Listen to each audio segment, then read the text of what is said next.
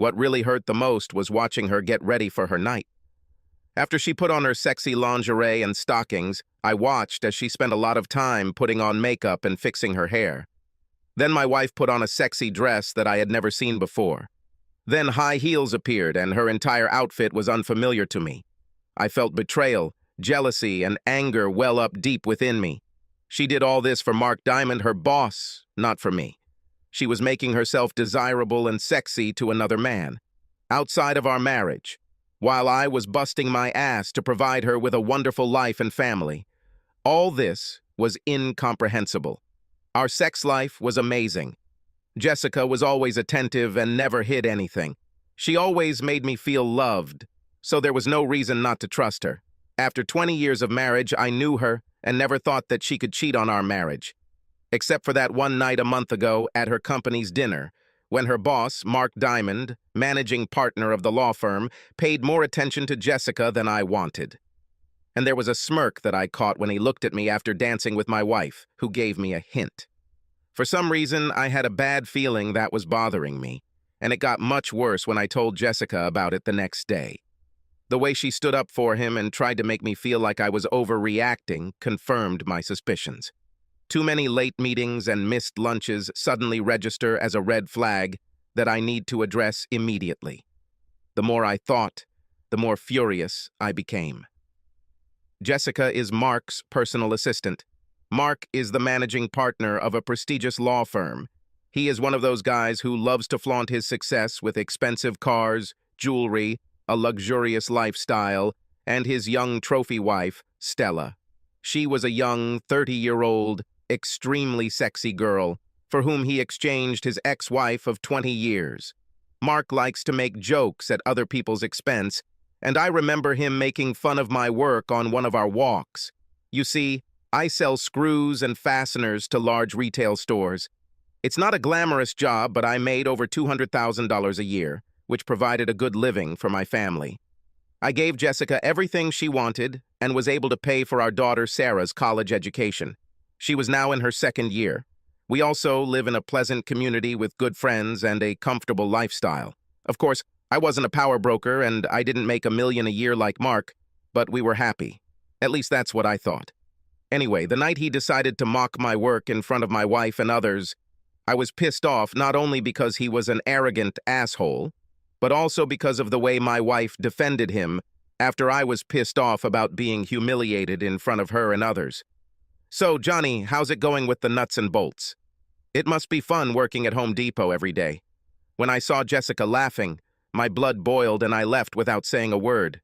To her credit, Jessica came over and asked me what was wrong. When I told her this, she tried to make light of it. "Oh, baby, he's just kidding. He loves to have fun.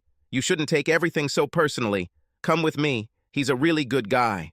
Against my better judgment, I stayed at dinner for the rest of the evening. Looking back, I realize I should have seen the signs. But now I realize I may have missed some red flags. Damn it, I'm not a fool and I wouldn't sit quietly. I can understand other people's attraction to Mark. He's the alpha, the big, strong, good-looking man, the wealthy partner of the firm, the one everyone wants to be around. And Jessica was his closest ally at the firm, his valued and trusted right hand. Everything was going well. It didn't matter that he had a younger, sexier wife. For an asshole like Mark, he wanted it all, and laying claim to someone else's wife was definitely on his list.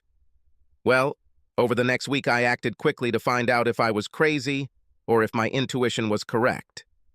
After 6 audio recording devices and 5 video cameras arrived, I began to implement my plan of action. The first video camera was installed in the smoke detector on the ceiling of our bedroom. The next 2 cameras were placed at different angles of the bedroom to capture the full view. I placed the rest in the master bathroom and living room. All of the camcorders had live streaming capability, up to 8K, recording and wireless connectivity to a dedicated computer I set up in the attic, all remotely controlled via a phone app. Besides the video, the audio devices were unique. One of the audio devices was encased in a pen, which I placed next to the kitchen phone, and the other I discreetly placed in her car. I put other standard recording devices in her 3 favorite purses and 1 behind our bed. With this overlay, I should be able to capture at least 90% of her conversations, and any activity in the house. I had a bad feeling about the next week as I got ready to travel on business. As always, Jessica was loving and rocked my world in bed, just like every time I went on a trip. She always started with lots of kisses and sweet talk, telling me how much she loved me and wanted me. Her closeness and love were something I always treasured, and she never let me down. I love you so much, and I love making love to you, honey. With tears in her eyes, she looked at me, smiling, and said, I love you too, baby. You are amazing, and I will love you forever. It was an amazing night, and I felt so close and in love with this woman that I knew there was no way she could be unfaithful, and I almost gave up on my spying plan. Luckily, I left everything as it was and set out on my 2-night trip this week. I wanted to give her enough time in case something happened. We kissed goodbye, and by 6 p.m. I was on my way for the 3-hour drive to the hotel. The trip allowed me to replay the last 6 months of trying to find something else to do. But other than 2 scenes with her boss, that smirk and his attempt to humiliate me, nothing changed, and a smile appeared on my face when I realized that I was being stupid and paranoid. When I finally arrived at the hotel, I checked into my room and turned on my laptop, relaxing on the king-size bed. This took a few minutes, and I checked my email for any work messages and then clicked on the link to the server in my attic to view the last 3 hours. I knew there wouldn't be much to see, but I needed to test the remote access system. I played the video at 3x speed until I saw my wife in the bedroom and then returned it to normal speed to enjoy watching my beautiful, sexy wife making a phone call. What I didn't expect was the phone conversation with Mark an hour after I left. The video camera captured the audio as I watched her lying on the bed, talking to her boss. I could only hear her part of the conversation as I watched and listened to the videotape. Hello, honey. He left, and I'm all alone. Yes, this time for 2 nights. When can you come? Won't your wife ask where you're going? Oh my God, this is great. Can you spend the night with me? I really want to wake up next to you. Oh yes, of course. I'm all yours, baby. Then what time will you be here? Okay, see you soon. I love you, baby. I sat there in shock. We just made the most passionate love. She came at least 4 times and told me that she loved me. Now, an hour later, she invites him to spend the night with her. Who was this woman? How can she love me so much and betray me moments later? Is he coming tonight? For the next hour, I watched my loving wife prepare to meet her lover. Watching her shower, put on sexy lingerie, high heels, and makeup, after spending 30 minutes fixing her hair, was an incredibly painful and erotic sight. I always knew she was a sexual being, and when she dressed like that, she was a vixen. The problem was that she never dressed like that for me. Anger and jealousy raged in my blood when I realized that she was doing all this for Mark and not for her faithful husband. It was all too hard for me to believe. Did Mark really come over tonight, or was it just a misunderstanding? That last question was answered a few minutes later when the doorbell rang, and I saw Mark walk into my house and kiss Jessica deeply in front of the video camera, in real time. I took a close-up of their kiss, which made me throw up for the first time that night. Wow, baby, you look amazing in that dress. I can't wait to rip it off your sexy body and make love to you all night long, he said, looking over at Jessica with a wide smile. The exchange between them made me angry, but that anger turned into incredible pain when I saw her take his hand and lead him into our bedroom. The pain got worse as I watched her undress him, and he stood there with that stupid smile on his face. He was a big man, with a strong body and 6-pack abs. I watched this with jealousy, rage, and anger, but at the same time I was somehow impressed by this asshole. After the second bout of vomiting, I watched and listened to them have sex for the next hour. Obviously, I knew my marriage was over, and I shouldn't have let it bother me, but their conversation was the most painful part of the night. He started the conversation as they lay together in each other's arms. So, your husband is gone for a few nights? Okay, you'll be mine for the next 2 days. I'm so happy you can stay the night, baby. You know, I wanted to wake up next to you for so long. I love being with you, Mark. Yes, I will love taking you over and over again all night long while hubby works his ass. What an idiot. Be good, Mark. I love him, and he is a good person. Then why do you let me have sex with you? Mark, you are the sexiest man I know, and I love our sex. But we are both married, and we should just enjoy the time we have together. It makes sense. You give me more love and affection than my wife or any other woman I have been with. For me, it's more than sex. I just love the way you make me feel, Jessica. This part really hurt because the love he was talking about was supposed to be just for me, but now I realize that she shared her love with another man. I continued to listen and watch as they hugged, kissed, and talked. Does your husband satisfy you as much as I do, Jessica? He's a wonderful lover, but no, he's not like you. You do things to me that I can't explain. I sat there sad, hurt, with a deep sense of loss. I turned off the computer and could no longer listen to this betrayal in my home and bed. After several hours of insomnia and struggling with my anger, I realized that there would be a lot of pain and revenge in my future. When I returned home, everything was fine. Complete love and respect, as if nothing had happened. Jessica greeted me with a big hug and lots of kisses. She acted as usual, as if nothing had happened while I was gone. Instead of the love I had always felt for her, I now felt disgust and shuddered at her kiss. I did a great job as an actor and acted as normal as possible. I collected all the recordings and videos together, made copies to the cloud as a backup, and created an encrypted file on my computer. Over the next 2 weeks, I made sure every second Jessica spent with me counted. I kept her busy and didn't give them any opportunity for quickies or late-night sex.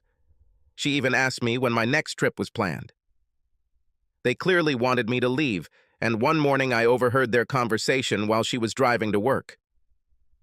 When will your husband leave town again? I'm not sure, but I'll find out. It's gotta happen soon, baby. Knowing this, I planned the trip for one night to make sure he would come while I was gone. The plan was taking shape.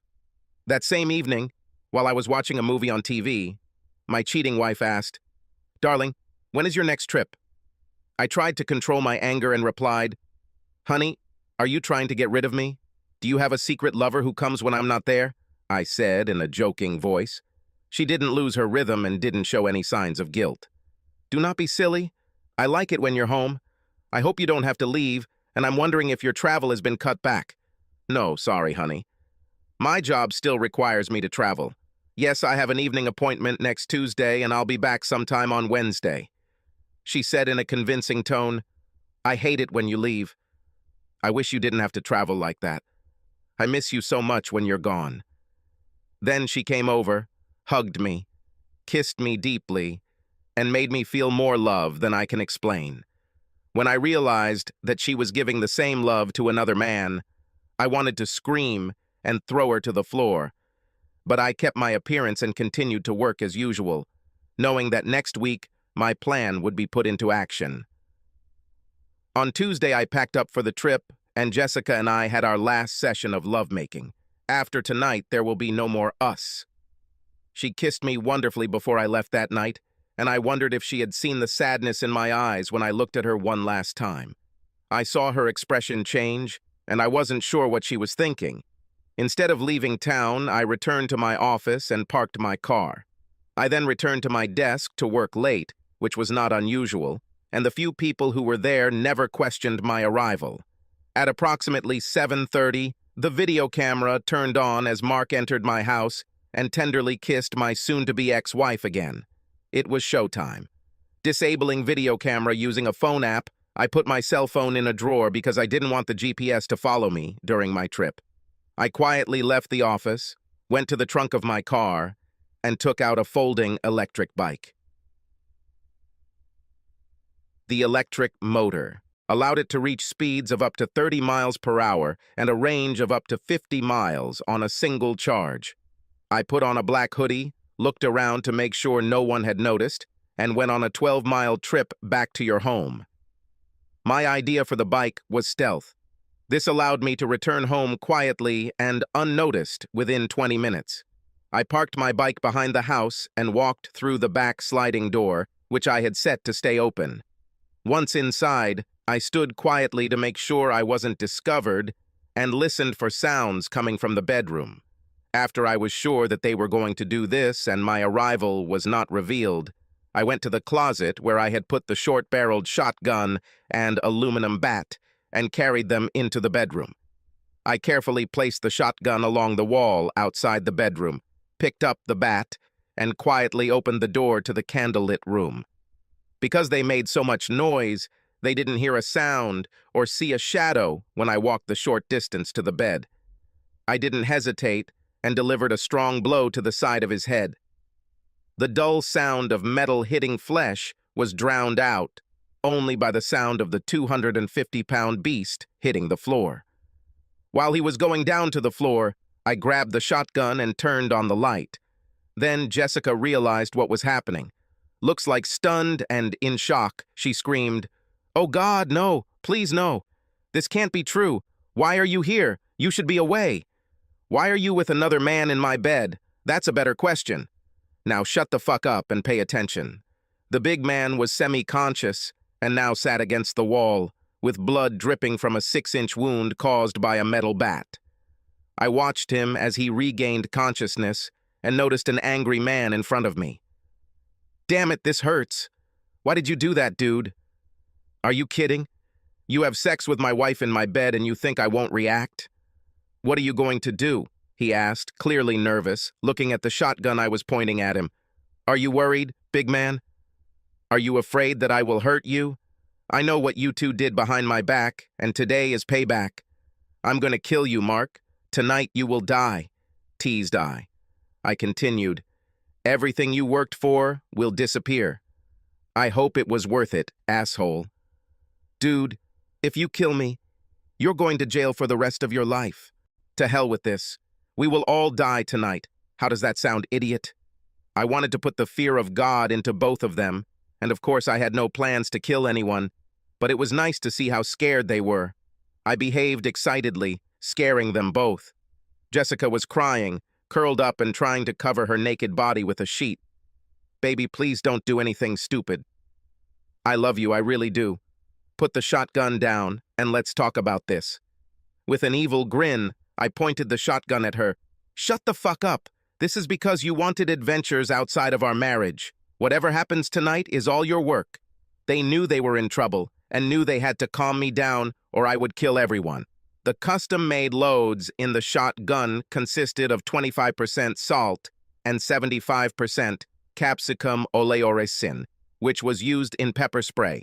I didn't intend to kill anyone, but rather to cause him enough pain and maybe a little damage to his genitals to last him a lifetime. I didn't intend to go to jail, and I won't kill anyone today. But since no one knew this, I wanted to seriously scare them, so that these emotions would last a long time, and they would never forget this night. After Big Mark recovered from the blow to the head, he became bolder and decided to rush at me and try to disarm me, and I was waiting for this to happen. As soon as he made his move, he exposed himself, and I unloaded the first round. The explosion was loud, but his screams were even louder. He couldn't see or breathe without suffocating, and the pain was unlike anything he'd ever experienced. A few minutes later, as he sat there, writhing in pain and bleeding, I explained how it would work. I gave the big man a kick to get his attention, all the while looking at my soon-to-be ex-wife. "Listen to me, and you too, my cheating wife. I'll leave in a few minutes, and you take this loser to the emergency room before he bleeds out. You won't call 911, but you will take him in your car to the hospital. You won't tell anyone how this happened or that I was involved in it. In fact, you'll tell anyone who asks that I had no idea about your affair. If any of you tell them that I was involved or knew about your adultery, then the video, audio, and photos that I collected will go to the asshole's wife and partners at the firm. Plus, everyone you know will be sent a link to a website I created with over 2 hours of your sex scenes. I don't care what lies you come up with for the police, but you won't mention my name, and you'll insist that I know nothing about anything related to this. You won't fire my ex-wife. She will need this job as soon as the divorce is final. If you come after me or she refuses the divorce proposal, everything will come out. At this point, it won't matter who gets burned. Get him to the hospital before he bleeds and remember what I said. I left the same way I came in, fixing the lock and closing the door. I put the bat and shotgun in the bat bag and slung it over my shoulder. I quietly headed out of the area.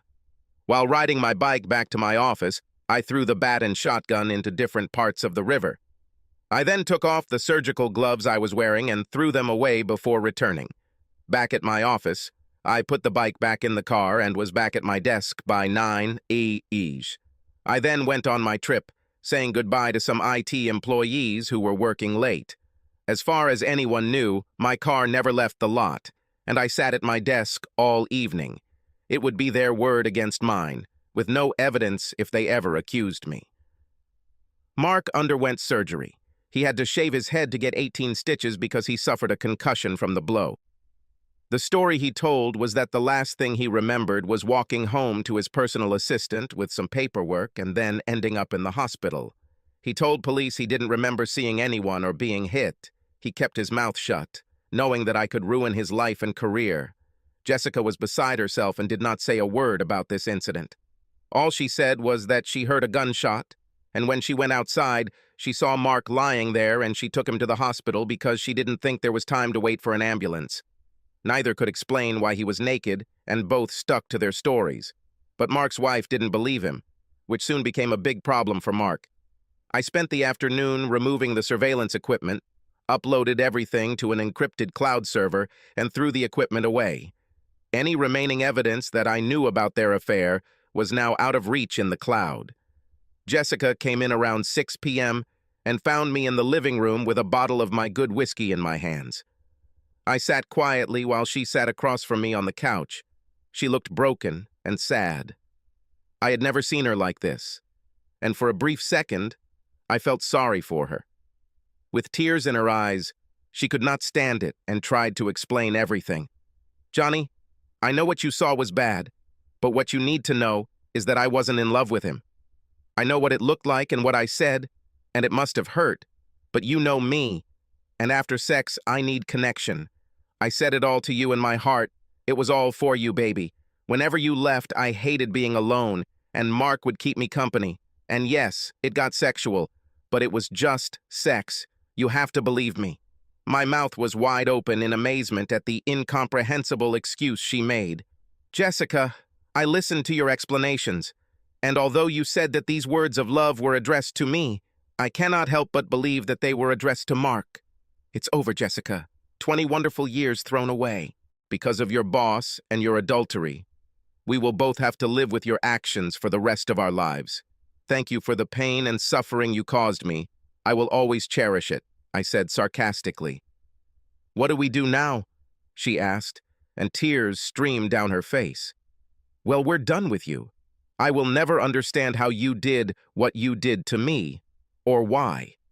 I'll have to live with this forever. There's no way I can forgive what you did, but I will keep my promise and not reveal your infidelity. Sarah and your parents will never know that they have such a woman instead of mother and daughter. I'll let you explain why we're getting a divorce, but I warn you, don't make me the bad guy. If you do this, it will end badly, because I will make sure everyone knows that you are nothing more than a cheating adulteress. I'm putting the house up for sale, and in the meantime, you need to find a place to stay. Since you ruined everything, you need to move out. I'm not asking. This is what you will do. Let me know where to send the divorce papers. Sign the papers, and don't resist the divorce. Otherwise, it will be painful for you and your boyfriend." Crying into her hands, she tried to speak. "He's not my boyfriend, and I don't love him. Can't we figure this out? Is there anything we can do? I know it's too late after what I did, but I can't live without you, and I'll do anything to keep us together. I never wanted to lose you. Please do not leave me. You know, Jessica, if it had only been about sex, there might have been a way to get back through counseling or separation. But what really ended my love for you was that you shared a love with him that was just for me. The words you said to him killed us and everything I ever felt for you. No, I will never forget or forgive your betrayal. and I will never want to see or talk to you again. Once the divorce is final, you will disappear from my life forever." After several hours begged forgiving her, she left the next morning and stayed with her mom and dad until the house was sold. Over the next week, the police questioned me and tried to get me to admit my involvement. I hired a lawyer and we told them that unless they provided some evidence of my involvement, I would no longer answer questions without a warrant.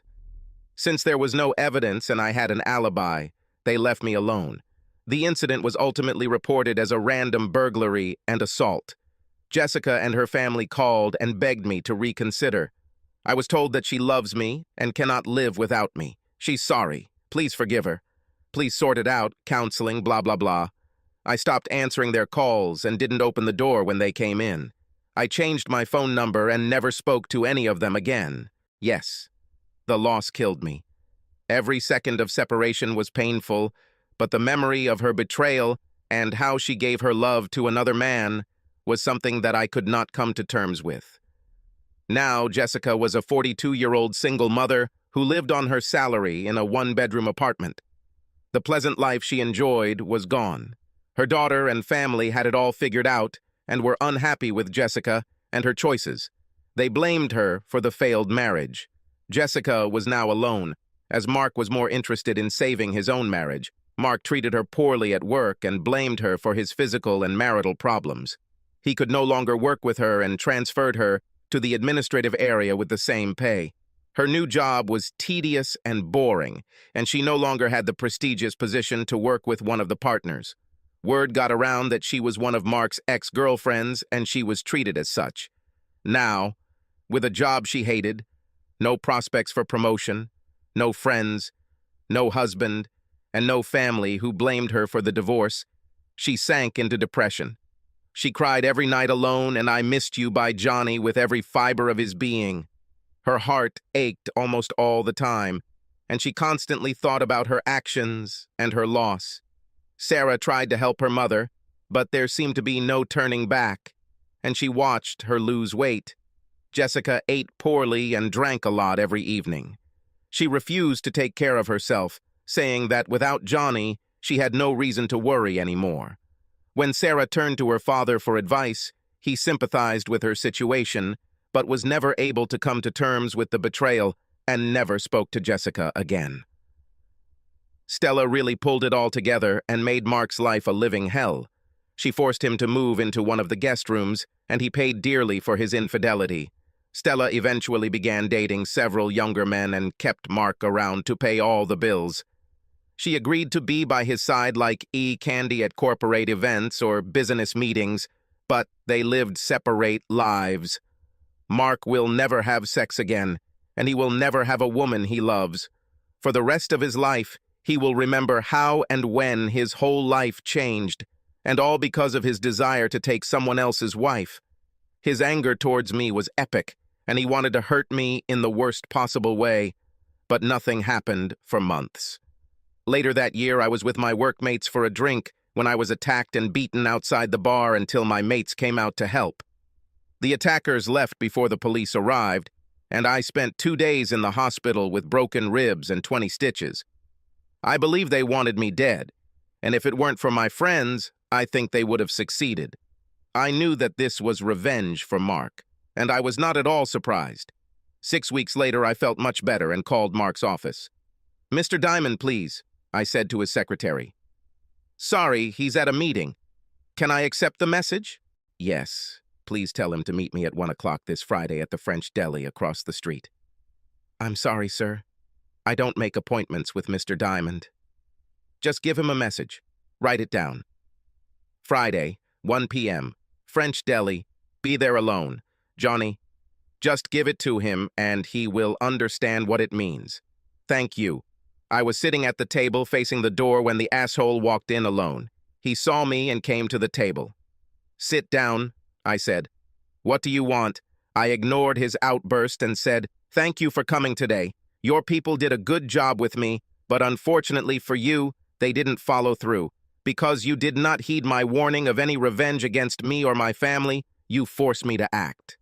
I handed him a folded piece of paper and said, Here is a link to a website that is currently created just for you, asshole. Don't bother trying to shut it down, as it operates from Syria with 3 backup servers in different locations.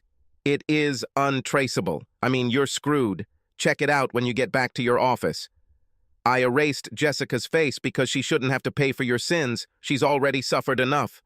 Now, after you look at the website, I want you to think about how your firm will perceive your actions, how your wife will react, how your children, friends, and family will feel after watching a 2-hour sex video.